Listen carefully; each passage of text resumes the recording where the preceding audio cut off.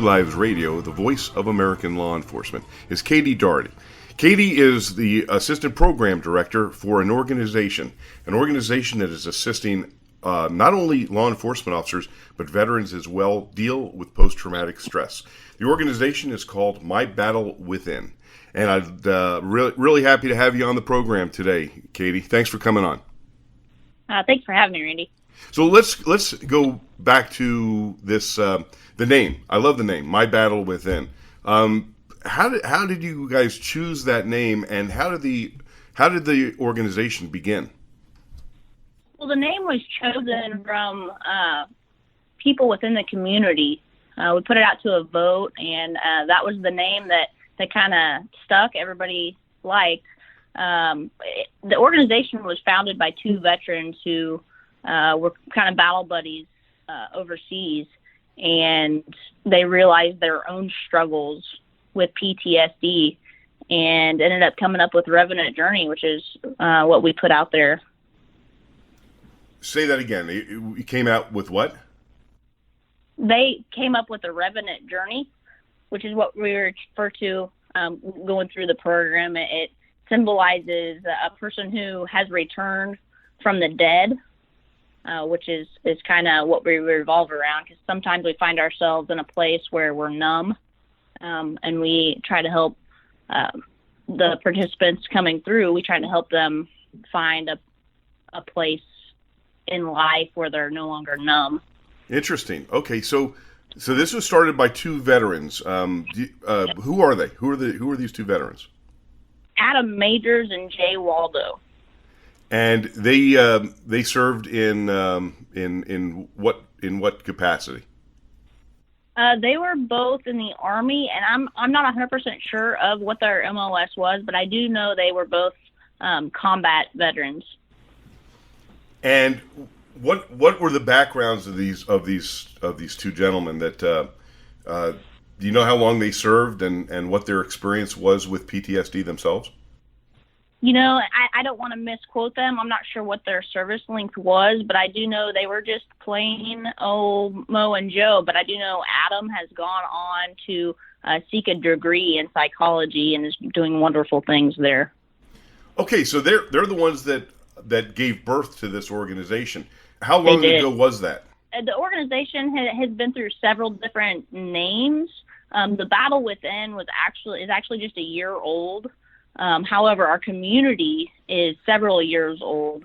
It has been around for a while, but the Battle Within itself has just been around for a little over a year. So tell me about the organization. Tell me what it does, and how does it assist? They can go on our website and apply. It can be veterans, first responders, which includes nurses, dispatchers, really anyone who has a servant role in the community. But we focus on a holistic approach to healing symptoms of PTSD.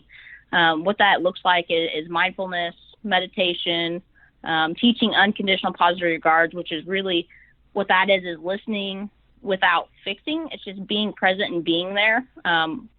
In our line of work, we tend to want to fix things. But we focus on just being there, being present, and being non-judgmental, which I think is a very, very important thing. We also teach yoga, nutrition. We do a lot of soul work and healing work. We build trust. Our groups of participants that come through is usually it's about 10 to 12 participants. So we keep the groups small. That way we can really bond and build those trusts. This kind of program, first of all, how long is the program itself? It's 5 days. It's 5 days, and explain to me, okay, I contact your organization, My Battle Within. I say, I'm having some issues. I think I would like to participate in your program. Walk me through the steps of how it happens, and then the experience itself. If you just go on there and apply, we'll reach out to you and let you know that you got into that class. Because when you apply, you pick which class you want to be in that we already have set dates for. And we'll reach out to you. We give you a packing list and tell you what to expect. Now, There are some things we don't tell you ahead of time because that's kind of part of the program. We don't want you to bring weapons. A lot of people are struggling that come through the program. So we have a safe place for you to keep those if that's what you choose to do. And we walk you through every step throughout the week. You're led by mentors, which are people who have been through the program. There's also providers there who are counselors and therapists. And then once the program's done, you are in a community of people who care about you and who have also been through the program and understand. Okay, I see what you're saying. So there's ongoing peer support as when you graduate from your 5 days, you experience that. You bond with those people that you are that you are sharing this experience with, and then they basically stay in your life as support. And as much as you want them to be, absolutely. When you say that there are 10 to 12 participants, where is this held? What is there? Is this a camp? Is this a hotel? How does it function? Currently, it's held at a church camp here locally in Kansas City. It's actually located just outside of Kansas City in Parkville. Right now, it's held at that church camp, which is kind of an outdoorsy kind of scene. So it's in a camp that's also used for other adventures, so to speak. So how many staff members are there? You got 10 or 12 people. How many people are actually operating as mentors and counselors? That varies from about 3 to 5 mentors who are, like I said, alumni, and those people come and volunteer their time for all 5 days. And really, that is the heart of the week, is mentor-led, making sure everybody's in the right place at the right time, making sure all the behind-the-scenes stuff is done. It's quite amazing to watch someone come through the program and then come back as a mentor and give back to a program that has given them so much. All right, so I've heard of similar programs around the country that are peer driven. Mm-hmm. What's the ratio do you think as far as law enforcement as opposed to veterans? What's your average group look like? That is a fantastic question. Really, there's not an average. There's a lot of groups that come through where there's, maybe 5 veterans and the rest are scattered between law enforcement, which is dispatch and cops. And then you have firefighters, paramedics. And then there's some classes that are heavy on the police side and light on the veteran side. So there's no average. There has been a few classes where we've had some civilians come through, and that may be someone who serves in the community. I know there has been some police wives come through, which is fantastic because, it might give them a little better understanding of the struggles. And as we all know, PTS can be transferable. Our loved ones are the ones that suffer the worst. Yeah, that's a good point. I'm glad you brought that up. So this is open to spouses as well, and I think that's one of that's something really important. When we talk about post-traumatic stress, the focus is usually on the individual who is experiencing the symptoms. It's usually the officer or the the first responder or the veteran, but right. It's a very pervasive issue in that the entire family is affected by it, and so I think that it's fantastic that you open this up to wives. Has there ever been families that attend this? We don't encourage them to come through together because we share things as a group that is very confidential, and we keep that confidential within the organization. However, we've had families come through for their own classes. So I know there's been a dispatcher come through, and then her husband went through during a different class, which we separate males and females. and then maybe their adult child came through. They usually all come through in their own class. We did have two sisters come through during one class, which actually really worked out really well. We just want to make sure that we create a safe place for sharing. And a lot of times when you have loved ones come through at the same time, you don't feel okay to share stuff that you might share when it's just you and a group of people you really don't know that well yet. That makes a great deal of sense. Yes, absolutely. Because that I didn't think about that, and you're absolutely right that that's true. How many people do you think have experienced the classes at this point? You've been operating under this name for about a year, but you were operating under previous names. What were the alliterations before it was this particular one? How many people have gone through before it was the Battle Within? Your total. Since you guys have had several alliterations, but the concept has been the same, correct? It's been, yes, very, very similar. We've changed a few things. We now incorporate equine therapy as well. I forgot to mention that earlier. Our community, which is created of not only the Battle Within alumni, but other alumni that have gone through the other programs that all have the same heart and soul. Our community, if I had to guess, I don't know what the exact number is probably between 300 and 500 people. Oh, that's making a very significant impact on the community.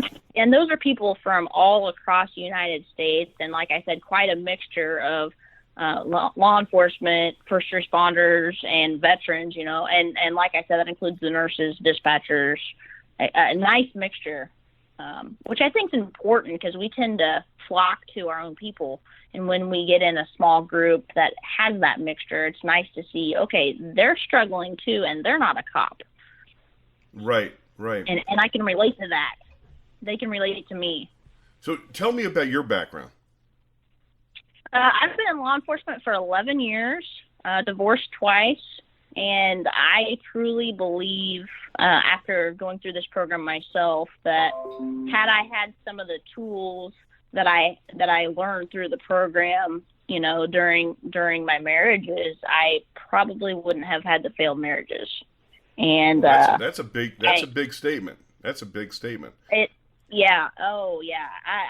This program, hands down, absolutely saved my life. I during my last divorce found myself finding comfort at the bottom of a bottle, and obviously we all know that's not good. I was just doing those self-destructive things that we always see when we go on calls. We see people getting drunk, trying to numb the pain of whatever trauma they're going through. And I found myself there and hating who I was, not being able to look myself in the eyes in the mirror. And this program really brought me some peace and gave me tools to work through some of that trauma. I mean, you're not healed at the end of the 5 days, but you have so many tools, and you have so many brothers in the community to reach out to and go, hey, I'm not okay, and I need to talk to somebody. And they know how to be there and listen and just help. That way, you're not alone. I think the feeling of isolation that post-traumatic stress incurs in us is one of the most devastating aspects of the issue. And the interesting thing is that we all feel like that no one else could possibly feel this way. When you're in the depths of a depression that is related to post-traumatic stress, you feel very isolated. You feel like no one can understand what you're going through. And so a program like this exposes to the participants that you're not alone. And this is it's a huge comfort to people. Huge. And, we tend to think, oh, well, this isn't as bad as, Joe Blow over here who just lost his child. when I'm struggling with something that seems so minute compared to that. We all minimize our own trauma, especially those of us in this line of work, any kind of servants line of work, right? So we all minimize our own trauma, and so in our heads we're minimizing. We're just pushing it down. That's all we're doing. We're pushing it down. We want you to deal with it in a positive way instead of a destructive way, like I did at the bottom of a bottle. So I'm guessing. Consider this a wild guess that during this 5 days, there's no alcohol allowed. Correct. Because otherwise, I can see a lot of alcohol being consumed around the campfire. That's the vision that I get. Right. Yeah. So give me a day in the life of a participant. You sign in. Is it like a barracks kind of deal, or you get private rooms? How does that work? We have rooms. I mean, if you can just imagine like an old cabin with several rooms in it. There's bunk beds. Some rooms have 2 sets of bunk beds. Some have 3 or 4. We like people to share rooms. We discourage having your own room, and privacy is huge. However, this 5 days is to build those relationships and the sisterhood and brotherhood, and having people that when you leave on Friday, you can reach out to. And our belief is that if you're rooming with these people, then you're going to bond even further with them. Yeah, I see that absolutely. Okay, so so I sign in. We all get together. You assign us our rooms, and then the next morning, what happens? You actually arrive on Monday, and you'll be met in the parking lot by one of the mentors that you're with all week, and we'll take you up to where your room is. You actually get to pick your room, get to pick your bunk, and then we kind of give you instructions on where to go and what we need you to do. Obviously, there's always having to fill out paperwork and sign stuff in the beginning of anything you do. And then we go from there. We jump into classroom stuff, and you ask what a day in the life looks like. Really, day one is the most stressful, and I can tell you my day one, I didn't know whether or not I wanted to be there. A lot of people are like, I don't know if I'm supposed to be here, but if a little buyer's remorse, so to speak. Yeah, and it's hard, and we're always the ones helping others. And whenever we reach out for help ourselves, that is so hard. And I think if you just trust yourself, trust the people who have been through the program, who are there as your mentors, and just really lean into the program, you're going to take away. Everybody has their own experiences, but everybody's going to take away something, and that's our goal.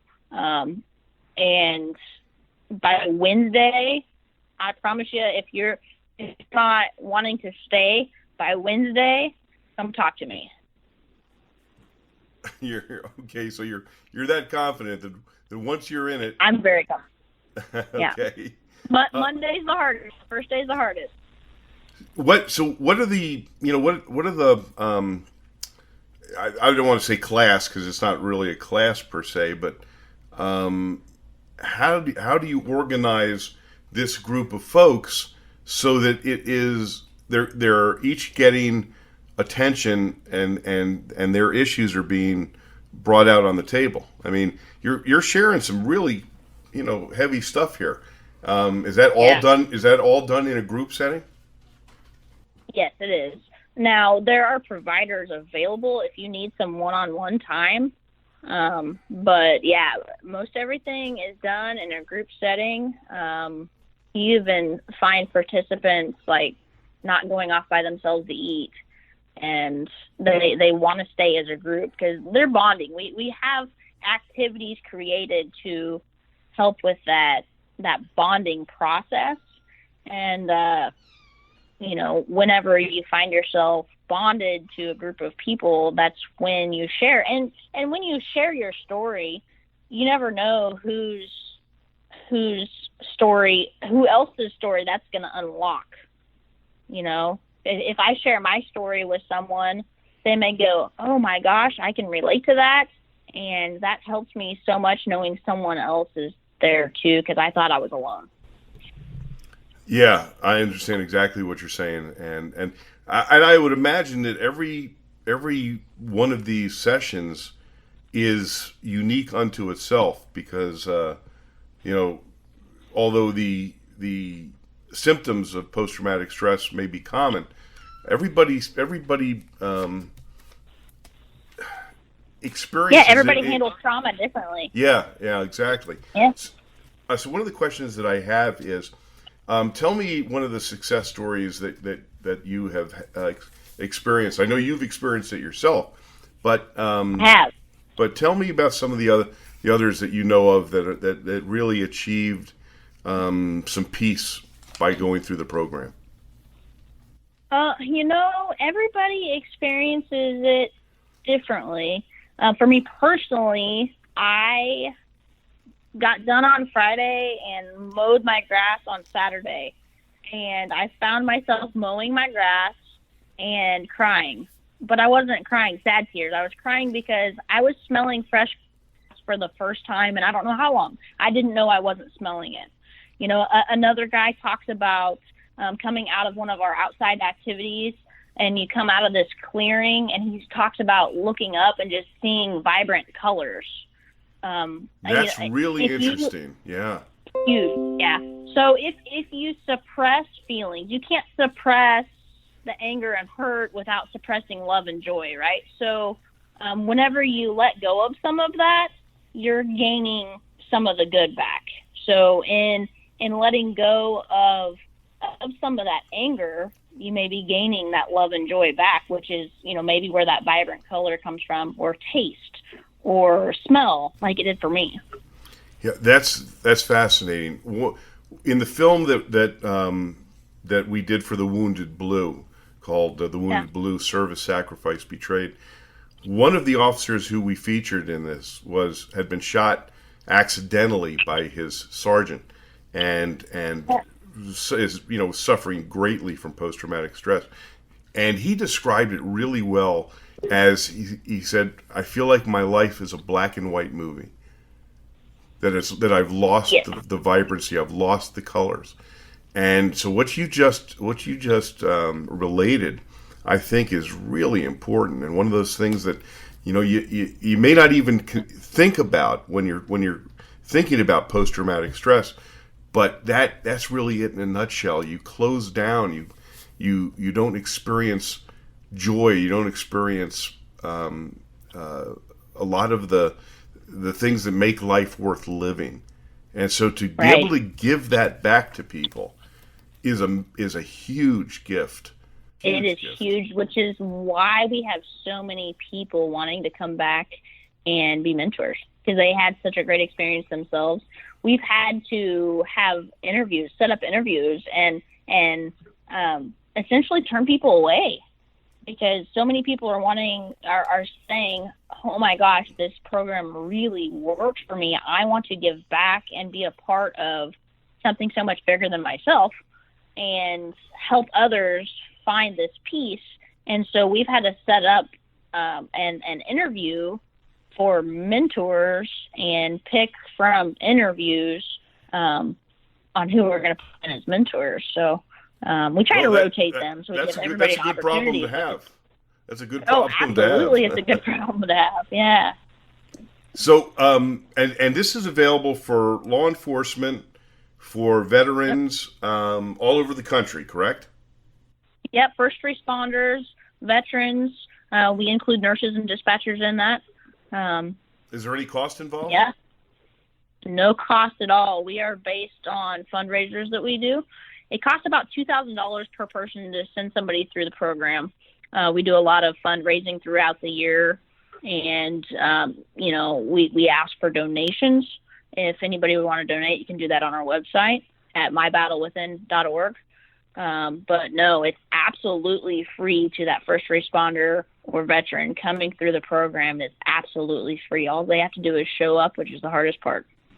So they have to make sure that they get there. They take care of the transportation, and the rest of it is Yeah. free. Correct. Right. So how do people find you? How does someone want to, that wants to apply to attend this program? How do they do it?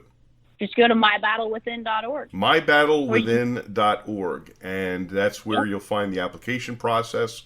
That's where you'll find the information about your organization. Yep. Well, this is one of those things that is I think cutting edge when it comes down to post-traumatic stress. Everybody deals with it differently. Same thing with therapists when you're dealing with post-traumatic stress. The first therapist that you deal with may not be the one for you, and this an experience like this may circumvent the need for going to a psychologist or going to therapy, because in essence this is a treatment for post-traumatic stress. Right, and we don't discourage going and seeking counseling. However, I found myself, after going through this program, understanding myself better. And instead of going, oh, well, that therapist doesn't know anything about law enforcement, they don't get me, I understand myself better now, so I can convey what I'm trying to say in a better way, with a therapist who maybe doesn't know anything about law enforcement. So, and that's often a problem. That's often a problem with feeling connected to the therapist that you go to. If there isn't a trust developed, it's almost a waste of time. Yeah. So we've both experienced that. All right, so we're running low on time, Katie. But once again, the website, in order to get information for your organization and also to gain an application, is what? It is mybattlewithin.org. mybattlewithin.org. So you're open to is there a long waiting list to get into a class? There's not. Once the classes fill up, when you go on to apply, you can select which class, and once that class is full, it won't be an option in there. So if the class is full, it won't be an option for you to select it. And right now, our fall classes are up on the website. So how often do you run the program? We run it 1 to 2 times a month in the spring and in the fall. We take the summer off because the church camp that we use is being used for that as the church camp. So, it varies on how many classes we run. We ran 4 classes last fall. We have more classes this fall. Okay, so mybattlewithin.org, that's the organization's name. Katie, thank you so much for taking the time to be on Blue Lives Radio, the voice of American law enforcement, discussing what I think is a really, really worthwhile program, and I applaud you for your own sacrifices for the profession that you love so much and for what you're doing. Thanks, Randy. I appreciate it.